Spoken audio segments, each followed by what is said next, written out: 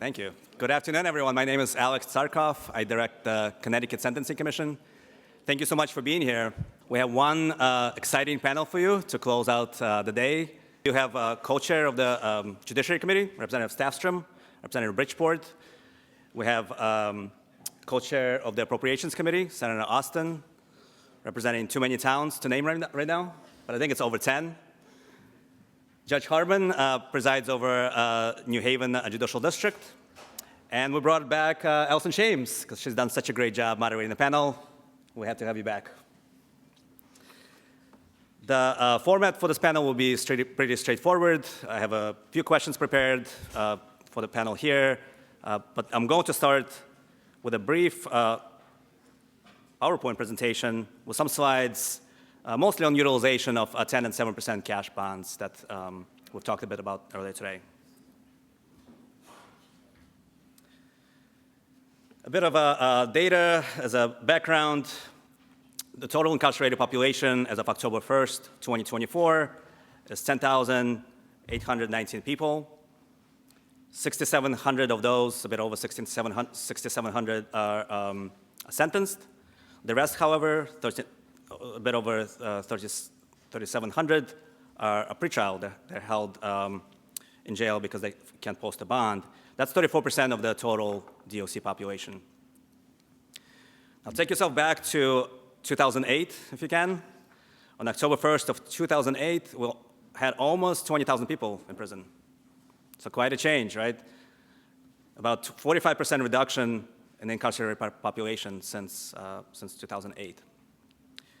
But if you look at the pretrial population, October 1st, 2008, we had just a bit over 4,000 people, and that's only about 10% decrease from 2008 until now. So not as drastic of a change when it comes to pretrial population. All right, 10% cash bail. Most of you probably know how this works. This is a bail option that's available to defendants who can pay directly to the court. They pay their bond to the court, and they get their money back in the end of the case, assuming they show up to court. This is an alternative to going to a bail bondsman, where, of course, defendants pay a non-refundable fee, never to see that again. So this is a different option. I'm going to show you 3 iterations of this practice book rule, 38-8. That's the practice book that allows for this option. This is the rule prior to 2020, prior to the Sentencing Commission's involvement in this area. The rule did exist, the option did exist, but it was very rarely used. It only existed at arraignment, not at the police department level, and it only existed by request. So defendants had to ask for it, and then it was up to a judge on whether to grant it or not. In 2019, Sentencing Commission made this proposal to the Rules Committee of the Superior Court to expand the 10% cash option. This proposal did 2 things. It made the option automatic for people with bonds under $20,000. And perhaps most importantly, it made it available right at the police department level. So this proposal was sent to the Rules Committee. The Rules Committee had a public hearing. We testified along with other interested parties. The recommendation then was passed on to those Superior Court judges who take an annual vote on changes to the practice book. I believe it's in June every year, and I believe it's in this room. And I'm pretty sure it was a unanimous vote to adopt this recommendation that went into effect on January 1st of 2020. In 2023, the Sentencing Commission went further and made another proposal to the Rules Committee to further expand this option. It again did 2 things. Instead of 10% cash, this is now 7% cash bail. And instead of $20,000, it's now $50,000 as the threshold that allows for this automatic option. Again, the Rules Committee adopted this proposal. Again, all the Superior Court judges adopted it at their annual meeting. And this rule went into effect on January 1st of this year. So we're going to look at a bit of implementation and utilization data here. This might be hard to see for everyone, but we will have these slides on our website, most likely tomorrow. So take a look if this is confusing. Once booked at a police station, the initial bond type is set by the arresting agency in Connecticut. Defendants can be released or post bond prior to the interview by the Judicial Branch Court Support Services, pretrial services. So the data we're looking at is all the police department level. This is way prior to arraignment, before anything happens in court. Here we're looking at the releases from police departments by bond type. So the bond types are cash only, promise to appear, non-surety bond, professional surety, 10% at the time, and now 7%. Since 2020, the utilization of both 10 and 7% bail has steadily increased, making up around 15 to 20% of releases in 2020 to about 27 to 33% in 2024. The introduction of 7% bail appears to have increased utilization further. In Q3, for example, of 2024, 10 and 7% bail reached its highest overall utilization rate of more than 33%. Promise to appear and non-surety release rates have remained relatively constant, with a larger decrease observed for professional surety release. Okay, here now we're looking at releases from police departments from financial conditions only.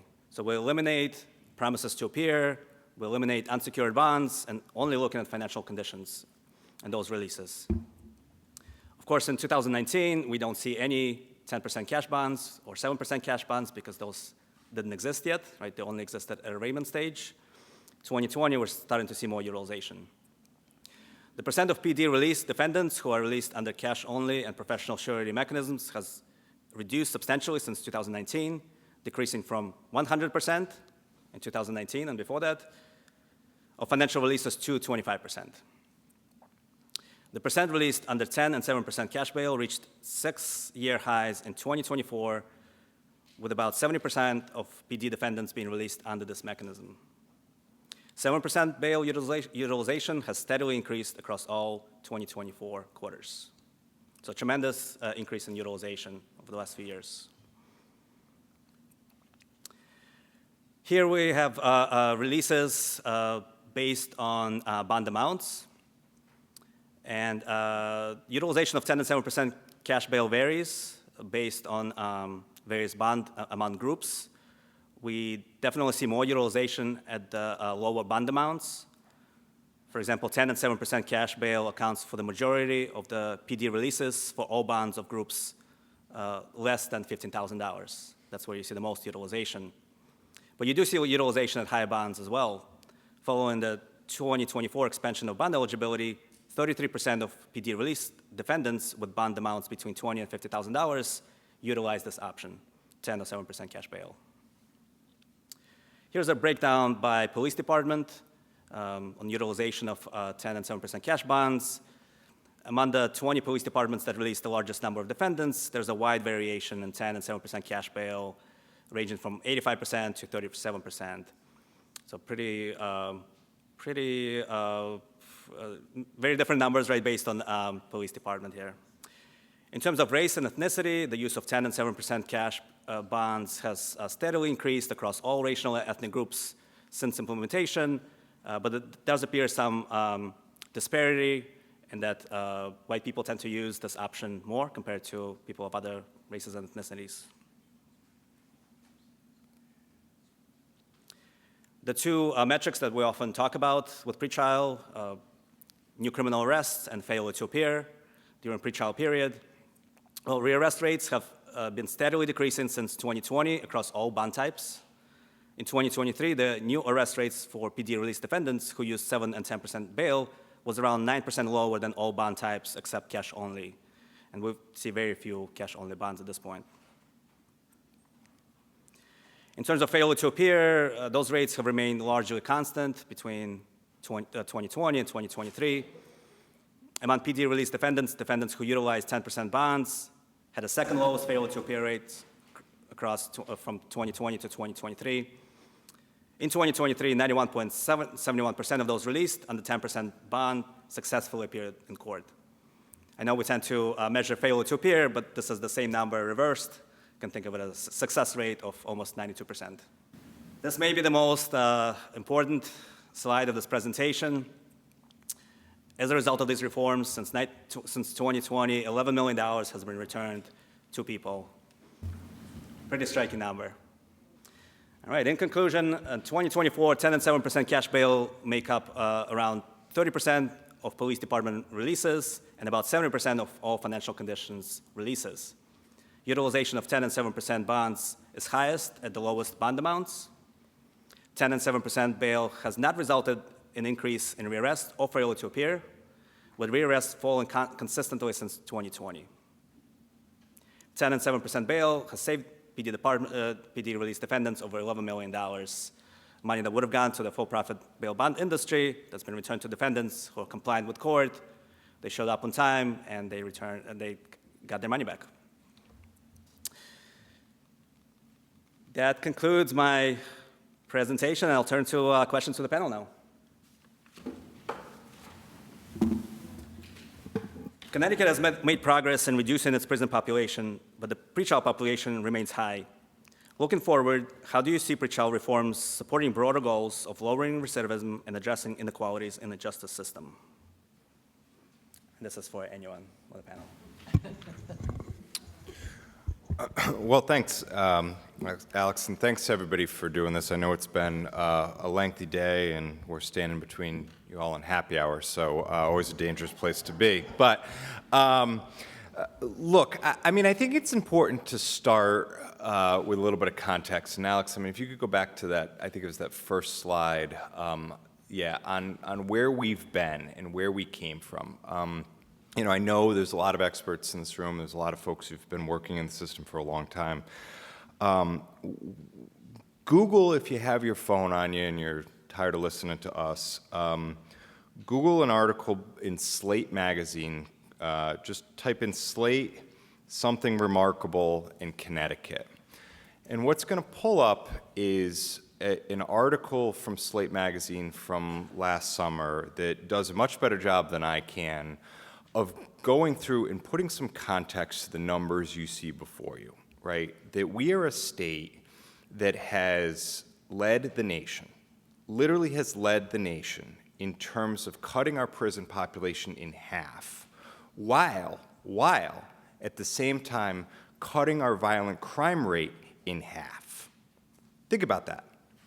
Prison population gets cut in half, violent crime rate gets cut in half. And the Slate article, I think, does a really good job of going through that. And I think, you know, it's a testament to so much hard work by so many of you in this room. And so I'd be remiss if I didn't start by acknowledging that. But what really concerns me is as we look at the reduction in the sentenced population, we don't see nearly the same corresponding reduction in our unsentenced population. And you know, that could be attributable to certainly a number of factors, and I don't want to dismiss the fact that certainly, you know, during COVID and we ended up with some backlog and the like, but, you know, I find it hard to believe that as we've modernized so much about our system, we've right-sized sentencing, we've looked at increasing pretrial diversionary programs, we've looked at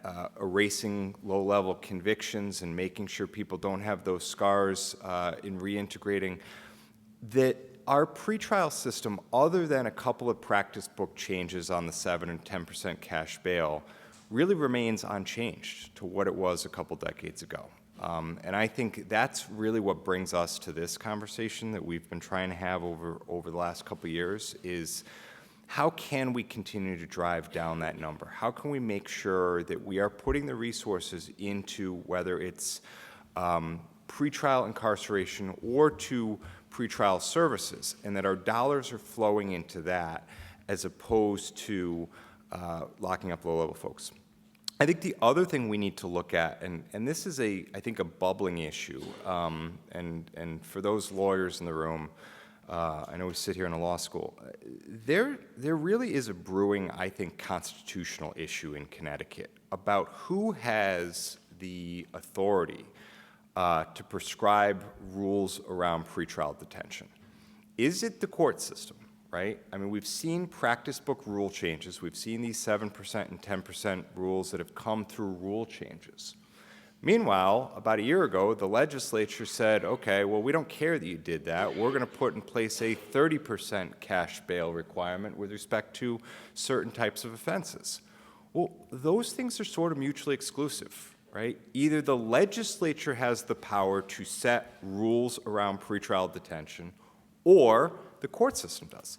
And frankly, I'm surprised nobody has challenged that one way or the other. That nobody has said the 30% cash bail requirement put in place by the legislature is unconstitutional because the Constitution vests that power with the judicial branch, and therefore your statute, Mr. Stafstrom, is unconstitutional. Or vice versa has said the 7 to 10% cash bail requirement really should have been blessed by the legislature, and it hasn't. That has not been written into statute. It just exists in a practice book rule. And so I think what we have is these bubbling issues, both on the theoretical and on the practical, and what we really need to do is start talking about those and how, and start to bring those bubbling issues to the surface. So Steve and I talked a little bit before we were here and up here today, and he said that we're just going to softball some stuff over to you, Kathy, and that is not exactly what just happened, just so we're all clear on that. I didn't ask the question, Alex.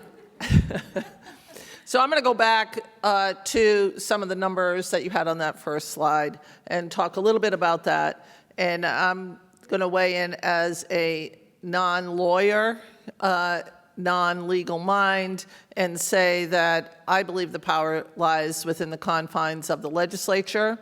I might be a little bit biased on that, but that's where I'm going to say the definition relies. But when we talk about the numbers that are there are a couple of different things, and I always think that it's easy to put a slide up and come up with some numbers without looking at the complexity within the confines of those numbers.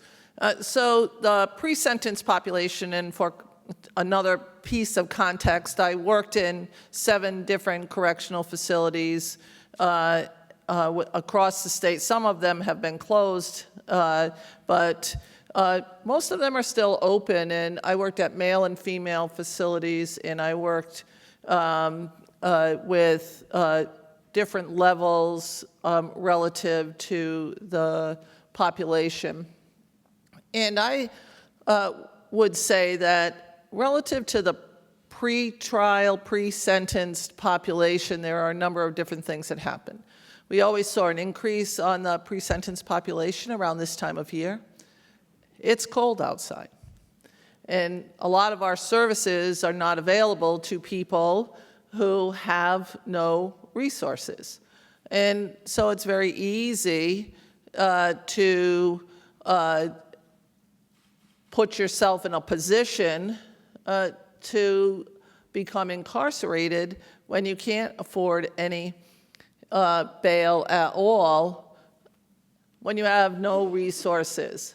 But that also takes those people that are on that lower level that should we incarcerate them, they lose their jobs.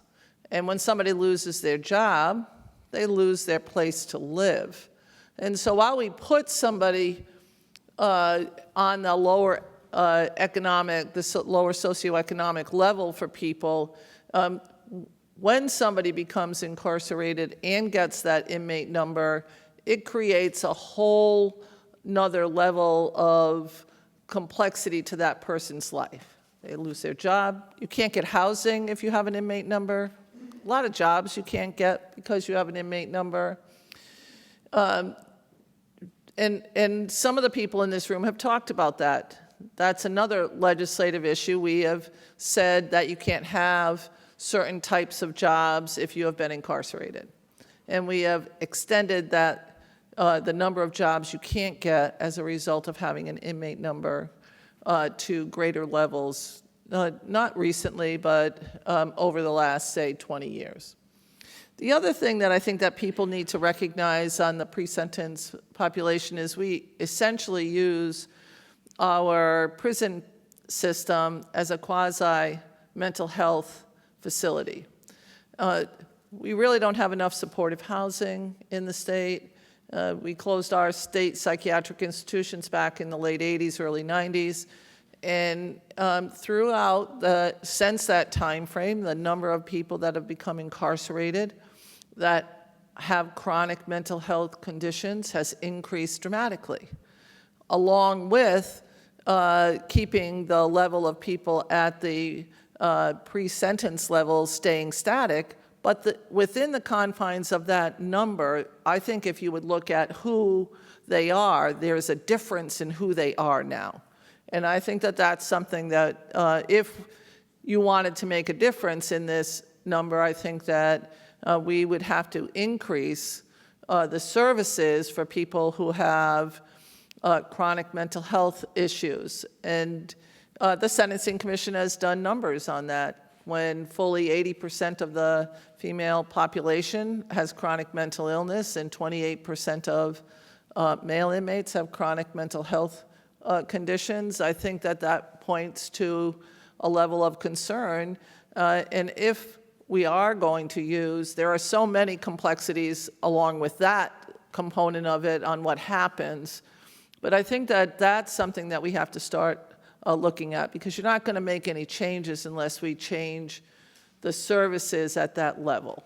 So I am, again, not going to address the constitutional issue other than to weigh into it and say it's the legislature that has the ability to make those changes. But all of you who are lawyers out there can argue amongst yourselves. Well, thank you, Senator.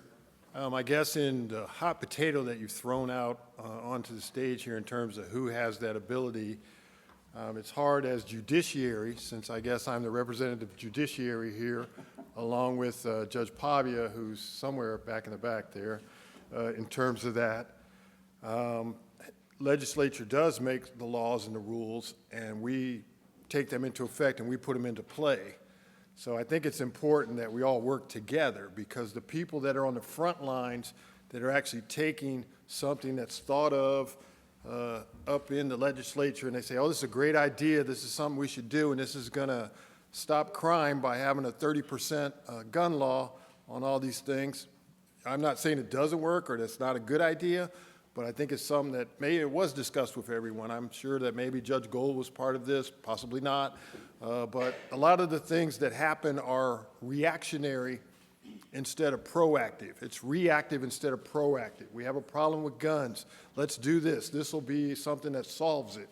We need to, as the senator's saying, we actually have to be more proactive in terms of taking care of the problem before it actually happens, in terms of that. Having some type of the mental health services provided to people before they actually get to that point where they have that gun. I mean, the guns are probably one of our biggest problems right now in terms of that. There's way too many guns out there in the public right now in terms of that. It's kind of scary how many guns are out there in terms of that. So I don't know if that's a solution. The 30% is not going to stop all of the guns that are out there, but maybe more education, more mental health treatment will get people to understand that they don't need to have all these guns, and guns aren't the answer, and maybe opportunities in the community are the answer. I think, like Corey Betts was stating earlier, we need to provide a structure, an infrastructure there that'll give people another opportunity besides going out and committing offenses and things of that nature. So I think we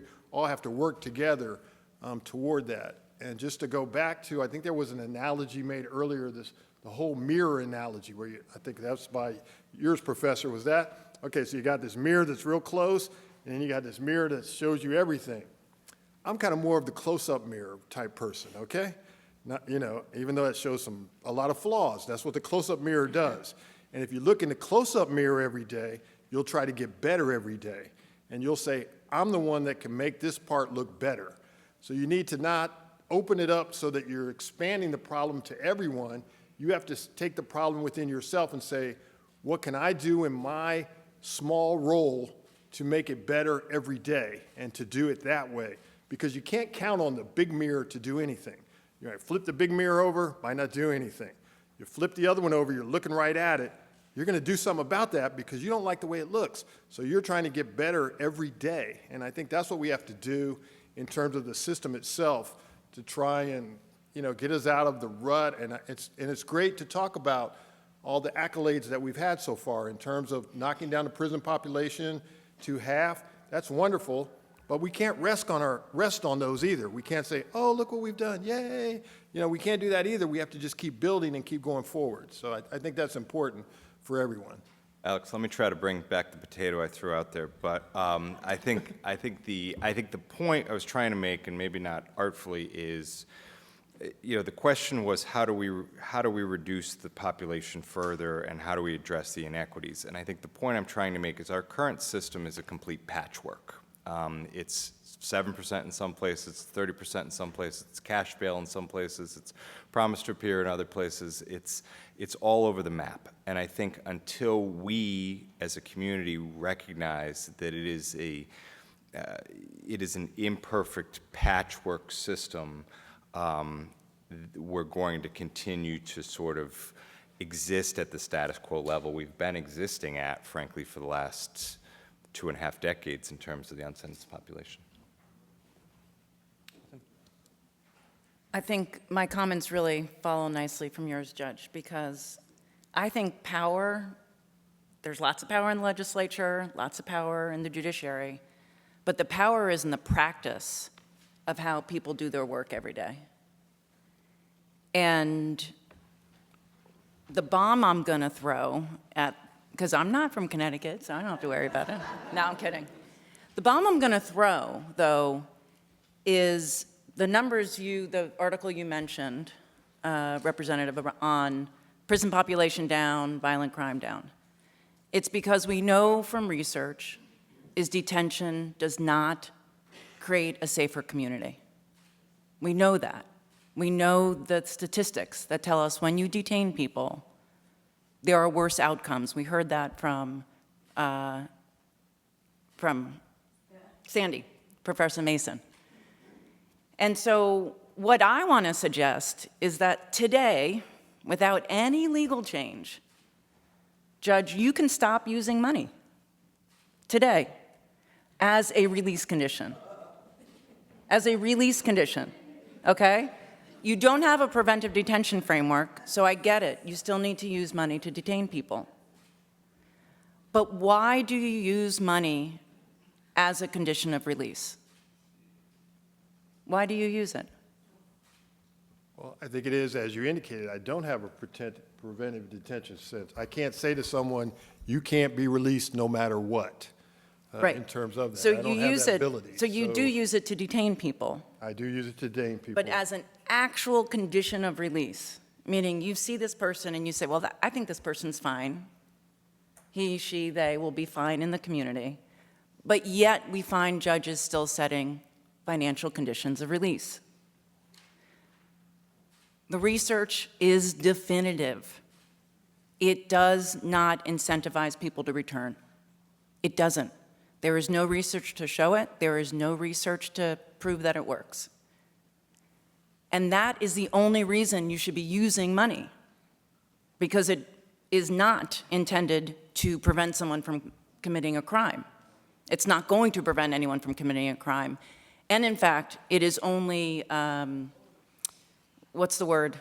You only can give up your money that you put down if you fail to appear. You can still get your money back if you commit another crime. So it is only used as an incentive to appear, but the research shows that it's not effective. But you know what is effective?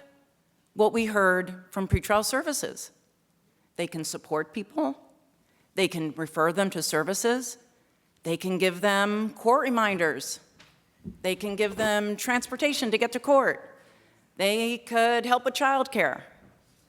All of those things are far more effective at getting people to come back to court. And they can have relationships, right, with the clients, as we heard from the pretrial services folks. You do all of that. So I'm suggesting today, without the legislature, without a rule from the judiciary, individual judges could today in Connecticut, which would help with equity, it would get rid of the racial inequity that we saw in those numbers, it would put money back in the community, and it will not lead to pretrial detention. So the power's in the practice, as you said, every day improving your practices.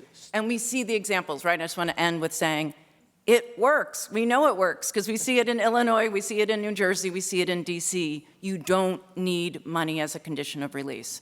Again, if you want to detain them, I understand in Connecticut, you don't have that preventive detention framework.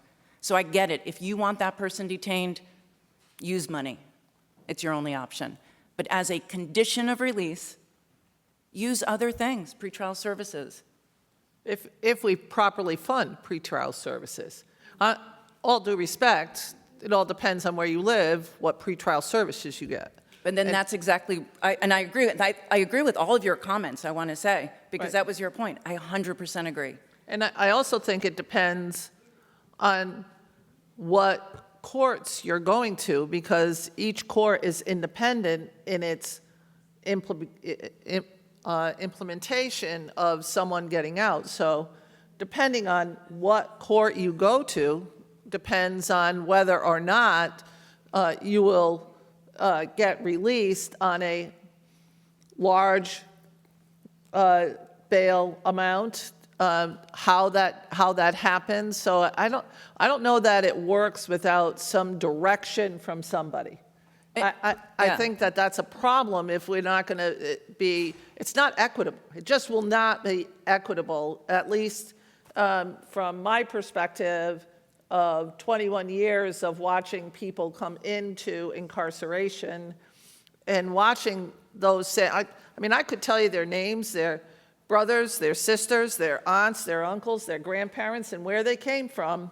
And it was very easy.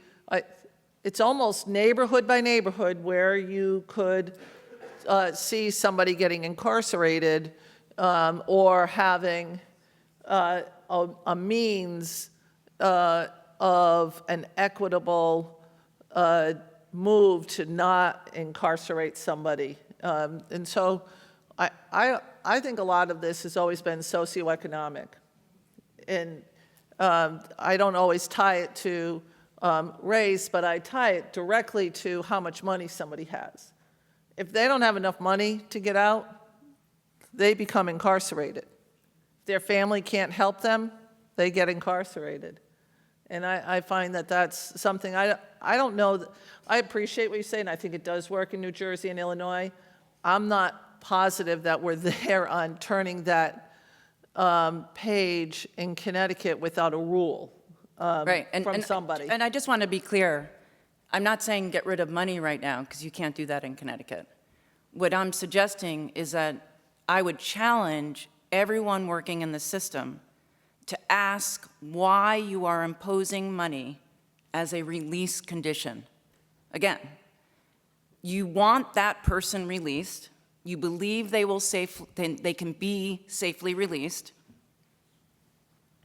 but yet judges are still, and prosecutors are asking, I'm assuming, are still asking for that condition of money to be put on them. That's what I'm really asking about. Again, if you want them to be detained, go to town on the money, because that's what you have to use. But again, just that my challenge is to really for everyone to ask themselves, why am I asking for money? Do I want this person detained? Then use it. Do I want this to incentivize them to come back to court? Don't use it. It doesn't work. So don't use it because it doesn't work. And even if you don't have pretrial services, you're going to get the same outcome, is my point, because it doesn't work. The research is definitive. So that's what I'm really saying, is to just really ask yourself, why am I using this condition? And then to rule accordingly. Thank you. Well, to continue this conversation, what opportunities and challenges do you see for a risk-based system in Connecticut? How can communities help shape these reforms? So I think we've been sitting here all day. I don't know that I don't know that I want to put our audience on the spot, but I guess I won't ask for a show of hands. But the question I would ask, all right, maybe I will. I'm seeing nods. Show of hands, who thinks we need a relatively large-scale reform to our current pretrial system. That's what I thought. About half the hands went up in the room, maybe 60%, right? We need to admit we have a problem, or not admit we have a problem, right? But I think we're having this conversation. We've been having this conversation over the last couple of years. And, you know, the first question is, do we have a problem in the system or not? And then how do we address it? You know, I guess I fall on the side of when I look at those numbers that haven't changed in 25 years, I look at it and say, yes, I think we have a problem. But 40% of the hands in the room don't agree with that, right? And so I think the first challenge we have is getting buy-in to there should be change. Before we can talk about what that change looks like, we need some sort of cohesion around is there a change that's needed or not. And then if we get to that point of yes, there should be a change, I think the second problem we have is we are cursed by geography. Not most of us, but I come from down in the southern part of the state. We don't get Channel 3 CBS. We don't get Channel, whatever the Fox 61. We get Channel 7 ABC out of New York. We get Channel 4 NBC News out of New York. So when people talk about pretrial detention systems and bail systems and the like, we've got to understand that at least a third of our state, if not more, is thinking of New York. And somebody said it well very earlier today, New York is a mess and a cautionary tale for us all. And so I think when people hear the word bail reform or the term bail reform in Connecticut, they immediately think of New York. And so I think one of the biggest problems we have is breaking past that perception, that there are states who have done it well, New Jersey, Illinois, others, but in Connecticut, nobody knows about, other than this room, nobody knows about the New Jersey or the Illinois system. They do know about the New York system, and we've got that huge perception problem we have to get over. I don't come from the western part of the state. I come from the eastern part of the state. We have a third of the land mass. We don't have a third of the people. But we also know that many of the people that live in eastern Connecticut are fearful of and feel that it's not necessarily safe. Public safety is very important to everyone in the state. In rural Connecticut, they're fearful of these changes impacting their public safety. And I can tell you that if you're going to somebody's house, I'll just use my house as an example. If I call for assistance at my house, it's 40 minutes before I get a trooper at my house. And that's true of many people that live in eastern Connecticut. We don't have, generally speaking, we don't have municipal police forces. We have resident troopers that respond at night on second and third shift from the troop or from one of the highways. And people are nervous to make a change, and if we want to make change, we have to talk about the value of that change. We have to have the data to her point relative to what that actually will do, and show them that data so that they can look at it themselves and make a judgment call on feeling safe if we make a change to this. And without that comfort, while 40% of this room, probably 55% of the legislature is going to say, I'm hearing from my constituents that this will make me less than safe. And we need to figure that piece out, because in order to get people to buy in, we have to explain it. And we've not done a very good job of explaining it, except for within the confines of the bubble of the legislature or the bubble of academia. And until we figure out that there are people out there that would like to understand what's going on and what we're working on, we're not going to get the buy-in that's necessary to make real change. And I think we have changed that, those people that are within the confines of pretrial. I think that what those people are composed of has to do so much with mental health. And if we wanted to make real change on that, we have to figure out the systems that are available for people so that if they end up in crisis, and before they end up in crisis, that we're dealing with situations with them. So I think that the numbers haven't changed, but the real reason behind those numbers has changed dramatically.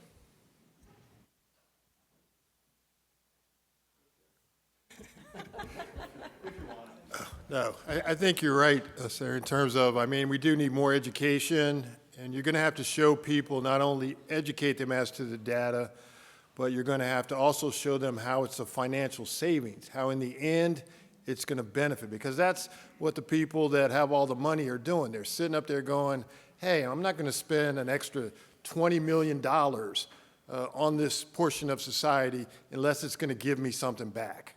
And it's sad, but that's kind of a reality of the way it's looked at. So let's not think that we're just going to spend that money just for the heck of it, and there goes $20 million to the impoverished neighborhood. If I'm not going to get anything back, then I'm not going to do that.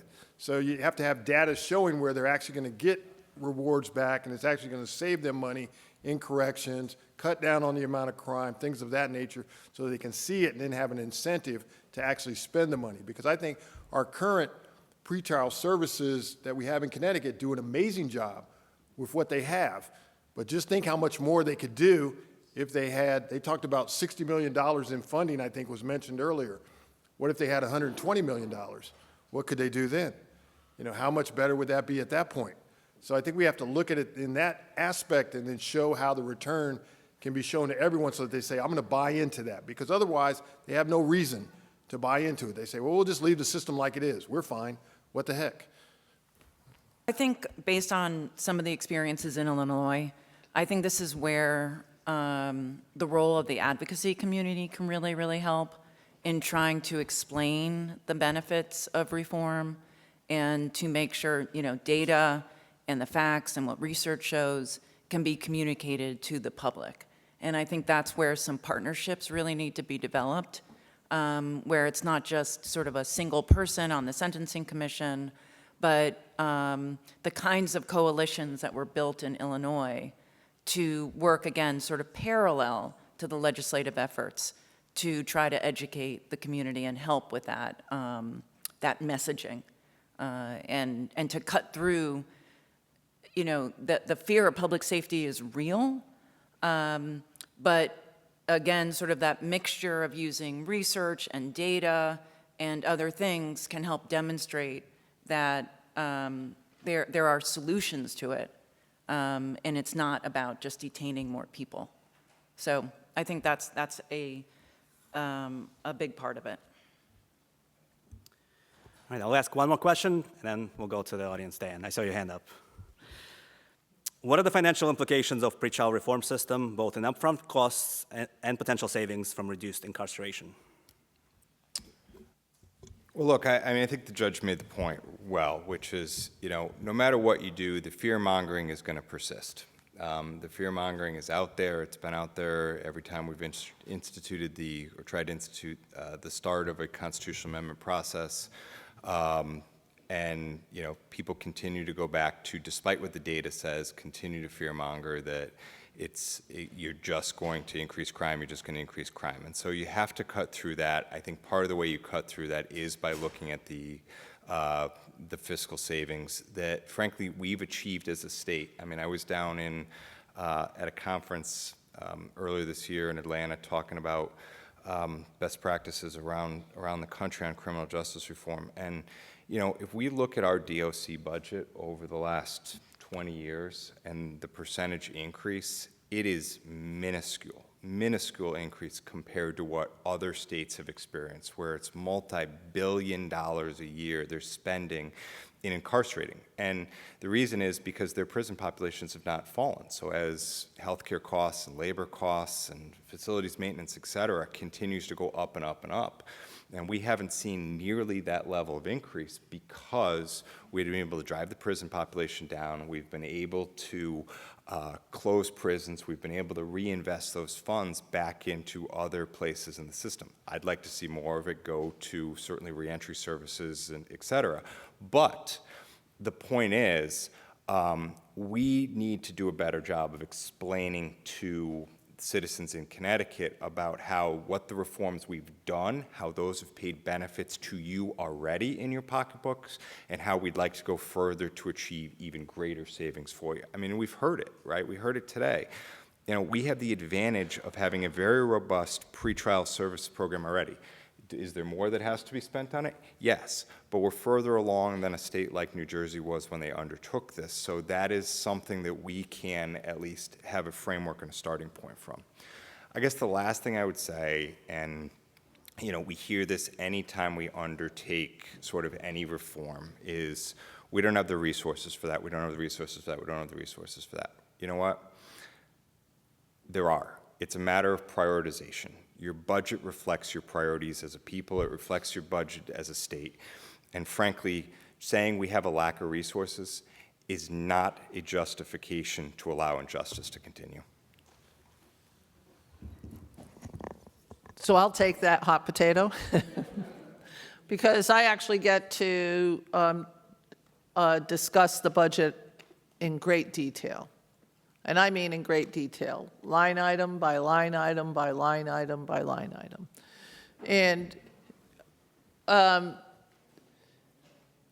And talk about the inequities of a budget is simple, right? Until you get down into the details. So, for example, in the Department of Corrections, we have not really funded our mental health services or medical services inside the department. When I first started, we took care of that within the confines of the Department of Corrections, and I started working there in 1989. And in that time frame from when I started to when I retired in 2010, we tried different systems of handling medical and mental health costs.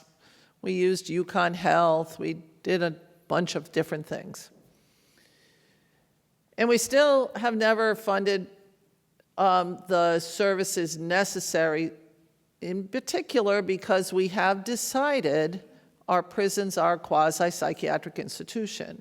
And I am just not going to let that go because we made that determination.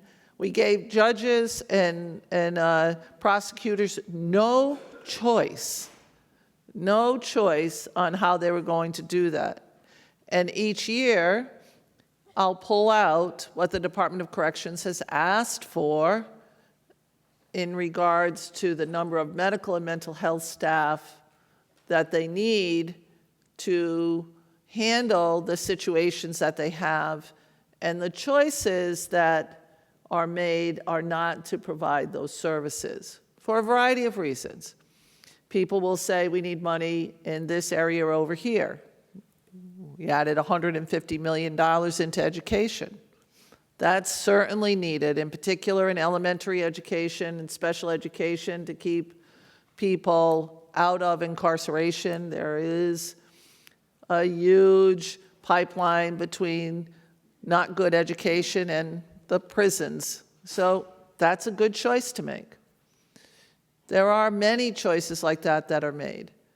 And so I will continue to fight for medical and mental health services, but I think the real answer is before someone becomes incarcerated.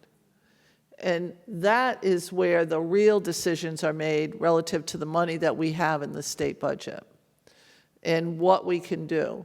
For me, it's to make sure that the distressed municipalities who have lower socioeconomics, and of which more than half are in eastern Connecticut, with very little services, barely any public transportation, no affordable housing. These are things that I think we need to place our real dollars into to handle a decrease in a population that would go into in a pretrial manner in incarceration. You know, I'd certainly like to see less people incarcerated. There are some people that are going to be incarcerated. They belong there. Some people will disagree with me on that. But there are people that actually belong incarcerated, and we need to make sure that that happens because of public safety means. And there are many judges that incarcerate people for great lengths of time, and I know that they don't do it because they want to be tough on crime. They do it in most regards because of public safety. And that's a hard decision to make, and I'm glad it's not my decision. But I do think that until we grapple with getting people the services before they ever get arrested, before they start falling off the deep end of that, we're not going to make great changes in corrections any more than what we have done today. So, again, I appreciate everybody's comments today, but I really think that that's where the greatest change can be made. Harmon, Alison? I would echo exactly what she's saying. That's totally true in terms of that. That is where the changes need to be made. Prior to that, I mean, there are people that come in front of me that may never see the light of day, but the majority of people that come in front of me are going to eventually be out, and they're going to be back in society, and we have to address those things and make sure there's resources, mental health, treatment, things of that nature, so they don't come back into the system again. If we don't do that right from the beginning, you're exactly right, then it's just going to complete a cycle that's going to be continuing. Yeah, and the only comment, I 100% agree, and I think pretrial is actually a great opportunity to provide those services, right? When they come, they're arrested, but they are not yet adjudicated, and so you find yourself in a position where you actually can help people, unless the services aren't there. So I 100% agree that you have to fund all that, but it's at that pretrial phase where there's actually a pretty extraordinary opportunity to connect people to services, and rather than detaining them or incarcerating them, if that can be the case, right? Of course, depends on the person and all that. But if we safely believe that they can be safely released, it's just that perfect opportunity to connect them to resources. All right, thank you. Questions from the audience? Thank you. A couple of points, and I want to make, with the first slide that you showed the difference between 15 years ago or 2008 and now. With respect to the pretrial population now, do we have a breakdown as to what the crimes are for those persons? Has that changed at all over those 15 years? For example, in 2008, if it was 50% people with misdemeanors and 50% people with felony charges, and now it's 80% felony charges, I think that might at least try to explain it a little bit. I don't know the answer to that, but I think that's one of the questions that I think we should ask.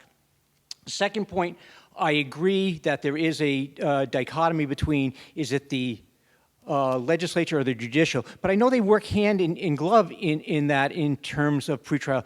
I know that the legislature within 2 or 3 years ago, passed a law that said that there is a rebuttable presumption for misdemeanors not to have a financial bond. And so I think that was a good step in trying to reduce it.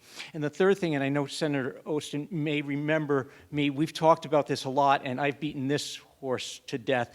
The ESI program in Connecticut is one of the best programs around pretrial for addressing these types of issues. In New London, we have it at GA10 and GA21. There are 3 or 4 other pilot programs throughout the state, but we need to get it across the state. And if those who don't know what ESI stands for, it's the early screening process in which we have a seasoned prosecutor who comes in and does an assessment right off the bat, and then working with a resource coordinator, we attempt to get persons who have been arrested, low-level offenders who have been arrested, into programs. We've cut down the number of pretrial appearances for those persons from 5 to 6 per person to 1 to 2 per person. And not only that, we're not just putting them in a revolving door where they just keep on coming in and we try to fashion something. What we do is we try to get them the help. We try to get them the substance use treatment they need, the mental health treatment, the homelessness, the transportation issues. And being from southeastern Connecticut, I know the problems that you're talking about. We have a tremendous amount of problems in that. But we're working together, and something like ESI, which should be throughout the state, is a very, very good way to get that and address those low-level offenders who are coming in. You know, everybody's talked about how many years. I've been doing this for 32 years. I was in a silo when I came in. When I started in 1993, it was, I do what a prosecutor does. That's what we do. Mental health does something. Substance use does something. And we never were communicating. That has changed dramatically over the past 32 years. And it's got to continue to change, because if it doesn't, we're going to fall back and people are just going to start to fall through the cracks again. We need to be able to communicate amongst the various groups. We also need to be able to be creative outside of the traditional role of a prosecutor or the traditional role of somebody with mental health counseling. We have to be able to work together to address that. And until we don't, we're going to still have those numbers, because prosecutors and the criminal justice system shouldn't be a panacea for all of society's ills. We are given, unfortunately, blunt instruments when at times we need scalpels, when at times we need other instruments, but we're doing the best that we can, and maybe I'm a little bit on my high horse if I could just continue to mix metaphors throughout the rest of this. But I think we need to look at that holistically across the state, and if we can get something like ESI across the state, I think it's going to reduce even more so the pretrial prison population. So I guess there was no question there, so I apologize. Would anyone like to respond? Take another question. Okay.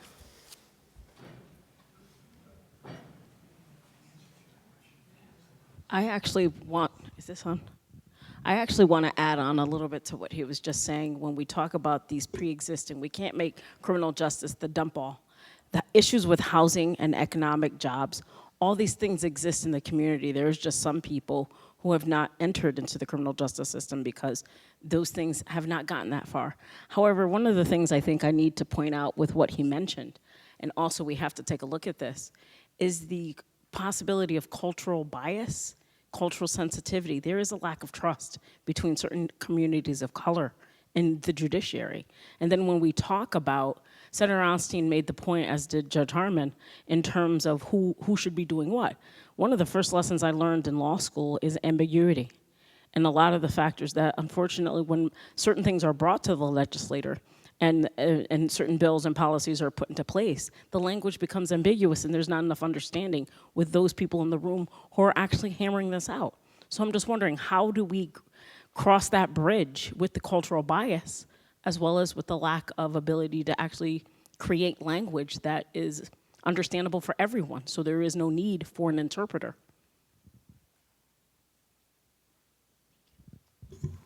I'll give it a shot. I mean, I think it's something we struggle with every year and every bill we do. I mean, I think part of it is the public hearing process. And I mean, I want to emphasize this as somebody who has been sort of beating the bush on bail reform for a while, and somebody who says, look, I'll be the first to admit, I don't know what the solution is, right? I do not know what the solution is. The solution is in this room someplace. The solution is the compilation. And I think, you know, what I really took away from the discussion about New Jersey and Illinois and others is, you know, the solution is a system probably where everybody walks away mildly unhappy with it, and you end up with a compromise. It's a solution where somebody says, okay, the system we have, you know, it might not be failing, but it's not great. There's a better system. Is the system we would go to perfect? Probably not, right? And I think we need to be realistic about that. And I think we need to be willing to admit that we're not ready to move yet. I'm hoping we're getting there. I'm hoping we're making progress. But, you know, I want everybody to take some comfort in that, you know, look, at least as long as I'm in charge and have a say on this, you know, we're not going to do bail reform under the cover of darkness and it's going to come out in a budget implementer. I mean, that is not our intent. I mean, I think it needs to happen. I think it needs to happen sooner rather than later. I think we need to put it to the voters in terms of the constitutional amendment and allowing the legislature to prescribe additional rules. I think we need to deal with the patchwork system we currently have. But it's got to come from input from the Public Defender's Office, input from the Division of Criminal Justice, input from stakeholders across the criminal justice system, input from the branch, and it has to come in a bipartisan manner. And we've seen that can happen. I mean, we've seen that happen in New Jersey. We've seen it happen other places, and I think, and we've also seen what happens when you don't do that. Like I said, go back to the New York example, right? So I think we need, and I think if we do it the right way, then that's where you get the buy-in on cultural competency to it, I hope. Other questions? Let's go to the back. Hi. So I asked this question earlier, but now that I have two members of the CGA, I wanted to ask the same question again. So every year, bail reform comes up. You know, there's different permutations of laws when it comes to bail reform and pre-trial detention, and every year bail bondsmen come out in full force with their lobbyists. They hand out misinformation. I had one bail bondsman tell me, you know, as we know, I get arrested, you know, every so often during a protest. And they told me, well, you know, a judge could just order you to stay there just because they don't like your politics, which, you know, it's a misdemeanor summons to community court, so. I just wanted to know what can be done to minimize the impact that they have every year when they show up and do this. What can be done? Thank you. So you're talking about a group that comes up and may testify against a piece of legislation. So, okay, so I understand that. Every year we have people come up and testify against a lot of pieces of legislation, and then there is no one group that is any more impactful than any other group. I have to tell you that I hear this all the time, that the business people are going to testify against this, and the unions are going to testify for this, the environmentalists are going to testify for this, and those that don't want to pay the fees and fines are going to testify against this. They have no more impact than the number of people that testify for something. You can't just say bail bondsmen are the ones that testify against this and they hold the deciding vote on a piece of legislation. That is just not, that is not what I would term an accurate presentation by what the legislature broadly hears from. There are 186 legislators. We don't step in lockstep with any one lobbyist group at all. And I've been up there 12 years. So, I don't think that any of my colleagues are going to listen to any more one group than the other. Now, they may get 51 pieces of testimony against it and 49 for it. They may decide on the preponderance of the numbers of pieces of legislation, pieces of testimony, excuse me. So, but, people have a right to testify against something, and they have a right to testify for something. And we make decisions based on what our constituents are saying. So behind the scenes, those different legislators may be hearing from constituents that back up one side or the other side of an issue. It's not just based on a lobbyist group. So I think you have to look deeper than what you're looking at. You're looking at a group.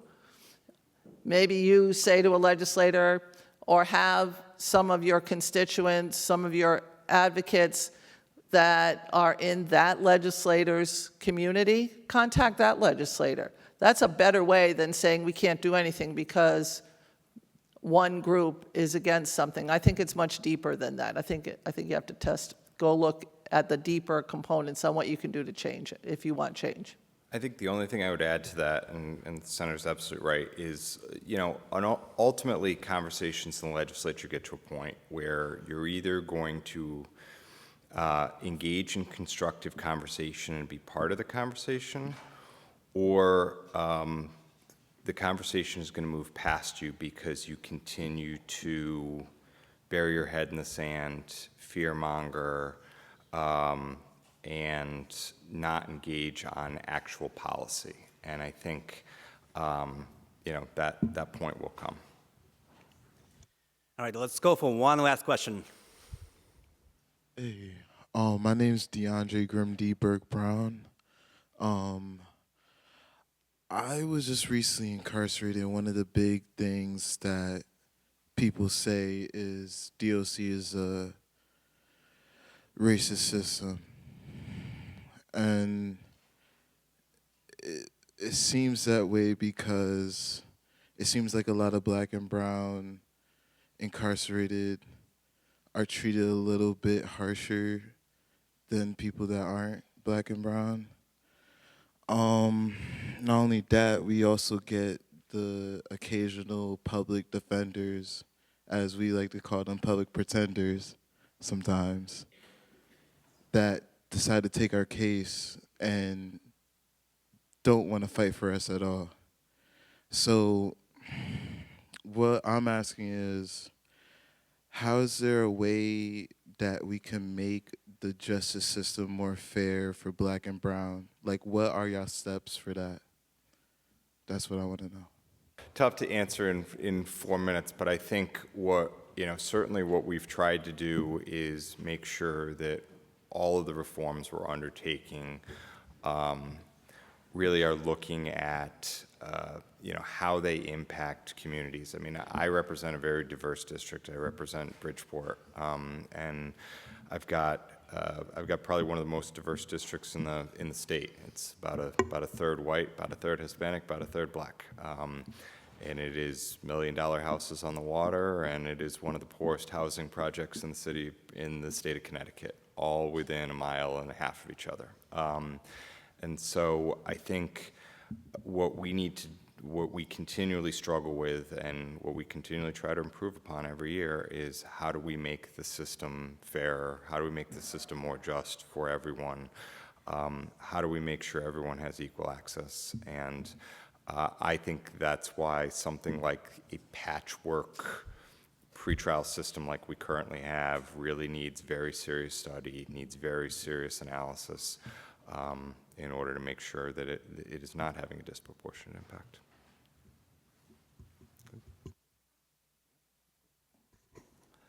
I also come from a very diverse district, except for I don't have any $1 million homes in my district. Mine is mostly district that is the lower socioeconomics of this. And when I did the numbers, it was out of the local school systems in my largest town, it was 1,200 Hispanic students, 900 white, and 600 black students.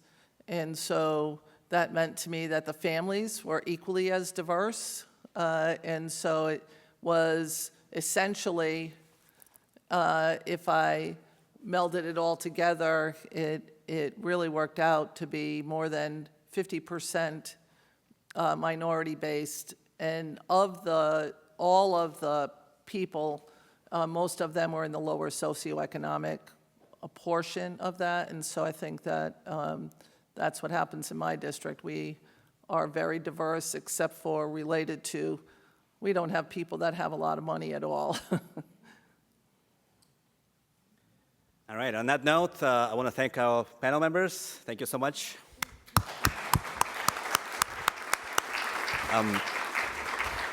Please, unless you have to go, Judge Pave is going to give us. Please stick around. Judge Pave has some closing remarks for us. Thank you. All right, I know everybody's getting ready to pack up, so I just really wanted to say goodbye. I hope you can hear me. To thank all of you for being here. I think this was a wonderful year, and I applaud everybody, all of our panelists, all of the participants, particularly those that had to travel a distance to come here and participate. As I told you at the beginning, you were able to gain the knowledge that it took us several years to gain in terms of going to all these different states and learning from them. A special thank you to Representative Stafstrom, to Senator Osten. I know that they are incredibly busy, and to come here and deal with these hot issues and have these questions that they need to address, I can't tell you how much we appreciate their time. Thank you also to UCONN Law and to Dean Nelson, as you've already heard. And thank you very much to all of the staff and interns at the Connecticut Sentencing Commission who have worked very, very hard and tirelessly to get this program together today, and I'm sure they're all exhausted, but thank you very, very much. As a final note, I am going to end by really taking what Representative Stafstrom has already said to you, because it really struck me as I was listening to him talk. And he said, I don't know what the answer is, but I do know that the answer is right here in this room. And you know, the point being, we can see these numbers and we can see how much progress we have made, and it's incredible. And, you know, I think Connecticut has done an incredible job. I would also like to, you know, just acknowledge, we have so many people here before when they were asking who was in the audience. All of the pretrial service people. We have bail and probation, everybody that represents CSSD, DEMIS as well. All of those people work incredibly hard to give us what is a system in Connecticut for pretrial services that I think is really notable and was notable to all of us as we traveled outside of Connecticut to see what we have here and how many people really work to achieve the results that we have achieved.